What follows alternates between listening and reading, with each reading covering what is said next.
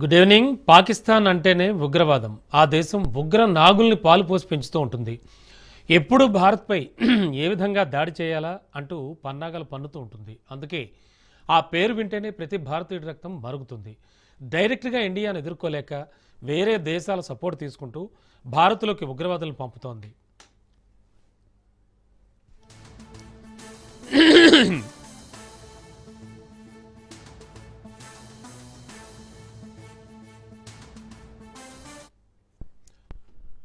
భారత్ను ఉద్దేశిస్తూ పాకిస్తాన్లోని ఉగ్రవాద సంస్థ లష్కరే తయ్యబా నేత అబ్దుల్ రవూఫ్ రెచ్చగొట్టే వ్యాఖ్యలు చేశాడు. ఢిల్లీని ఆక్రమిస్తామని అర్థం వచ్చేలా ఆ నగరాన్ని పెళ్లి కూతురుగా చేస్తామంటూ వ్యాఖ్యానించాడు. భారత వైమానిక దళంపై కూడా నోరు పారేసుకున్నాడు. లష్కరే వ్యవస్థాపకుడు హఫీజ్ సయీద్కు అత్యంత సన్నిహితుడు అబ్దుల్ రవూఫ్. పాక్ ఆర్మీ అతన్ని సాధారణ పౌరుడిగా పేర్కొంది.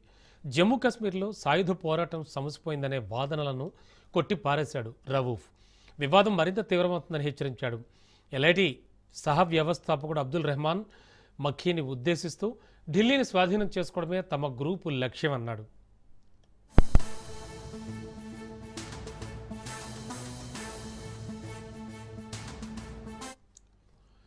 ఇక భారత సైనిక శక్తిపై కూడా రవూఫ్ నోరు పారేసుకున్నాడు.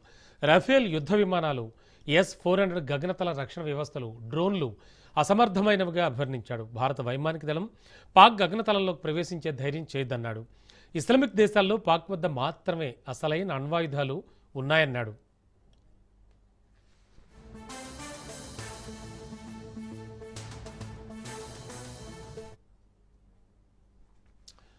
చదువు లేక పేదరికంతో బాధపడుతూ తినడానికి కనీసం తిండి కూడా లేని నిరుద్యోగ యువకులను చేరదీసి ఉగ్రవాదులుగా మార్చడం పాకిస్తాన్ సంస్థల సంప్రదాయం. భారతదేశం చుట్టూ ఉగ్రవాదాన్ని విస్తరించేందుకు పాకిస్తాన్ భారీగా కుట్రలు పన్నుతోంది.